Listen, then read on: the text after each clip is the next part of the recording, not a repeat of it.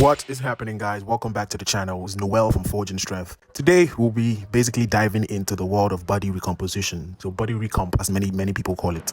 For those who might not know what the term means, body recomposition or body recomp basically refers to the process of losing body fat and at the same time gaining muscle mass or strength, or essentially improving your body composition, improving your physical performance to some capacity.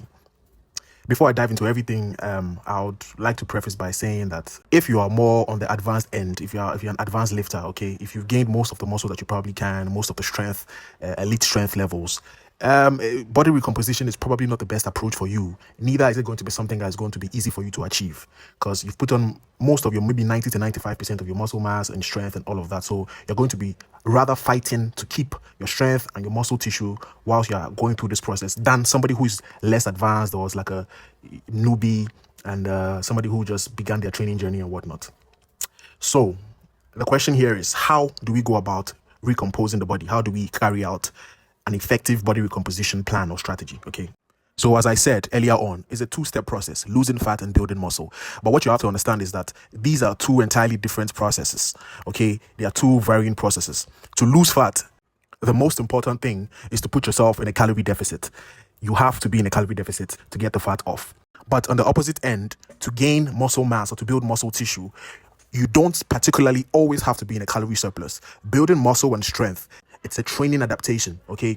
If you are gaining strength in the gym, if you are moving more weight for more reps over the course of time, your body is going to have to adapt to that stimulus. Guarantee that you are feeding it enough protein and hyper focused on getting in your rest and your recovery, hydration as well. Okay, so I'm going to be giving you 5 steps to follow when you decide to embark on your body recomposition journey. Okay, step 1, you must make sure that you focus on the first part of the process, which is losing fat. Okay, as I said earlier on, it's a 2-step process. The first one is losing fat. How do you lose fat? Put yourself in a calorie deficit. Now, what most people do wrong here is that they go into too much of a calorie deficit. When you're trying to give your body a chance to build muscle and lose fat simultaneously, what you have to do is focus on reducing the calorie deficit to a very minimum calorie deficit, something that your body finds it somewhat easy to handle. A calorie deficit is always going to be stressful on your body. But if you create a small calorie deficit, 300 calorie deficit to 400 calorie deficit at the absolute maximum, you're actually going to give yourself or give your body a chance to actually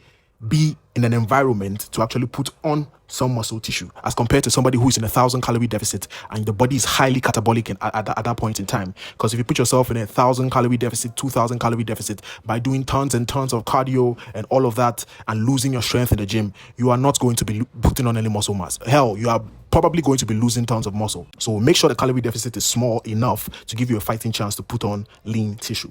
The second step is, whilst you are in the calorie deficit, that small calorie deficit, focus on increasing the volume of training for the lagging muscle groups that you're trying to bring up.